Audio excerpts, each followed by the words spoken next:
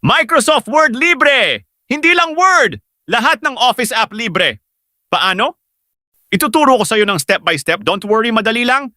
Pero bago tayo magsimula, Bekenemen, pwedeng mag-subscribe ka na para ganahan naman akong magturo. Step number 1, dapat meron kang internet dahil online kasi ito. Step number 2, i-open na ang browser. I-type sa search ang Microsoft 365.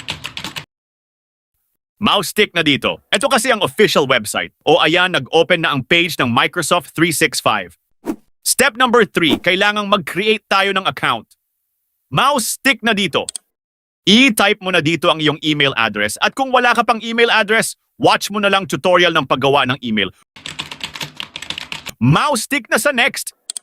Gawa ka naman daw ngayon ng password para sa Microsoft 365. Sample lang itong ginawa ko. Mouse stick na sa next. Sagutan mo lang yan, then next. O ayan, nag-send daw ng code sa email mo. Step 4, i-open na ang iyong email at kunin ang code. Enter mo dito ang code at tick sa next. Konting tiis na lang malapit ng matapos, tick sa next. Tick lang sa mga arrows. Hanggang sa maging parehas na ng direksyon ng daliri.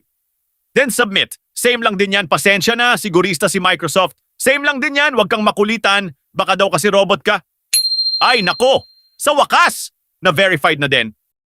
Ngek! Meron pa pala, sagutan mo lang. Yes mo na yan para di ka na pauli-ulit next time. Read kapag may time. Tick sa okay. A few moments later. Alay! Na-disconnect pala ako sa internet. Teka, bonus tutorial ito. Tick ka lang dito at piliin ang troubleshoot. Then reload or F5 sa keyboard. Ayan, connected na uli. Okay, nandito na tayo sa page ng Microsoft 365. Ito ang sabi ko kanina, hindi lang Word ang libre. Meron ding PowerPoint, Excel at iba pa. Tingnan mo itong sulok. This means nakalogin ka na at yan ang iyong initial. Pwede mo ding palitan ng photo yan kung gusto mo.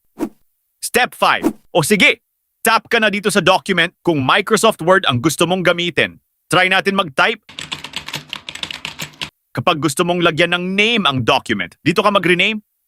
Hindi mo na kailangan ding mag-save dahil auto-save ito.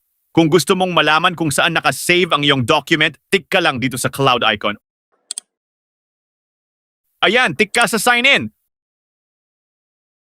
Bingo! Narito na ang iyong file. Again, huwag kalimutang mag-subscribe at i-like ang video na ito.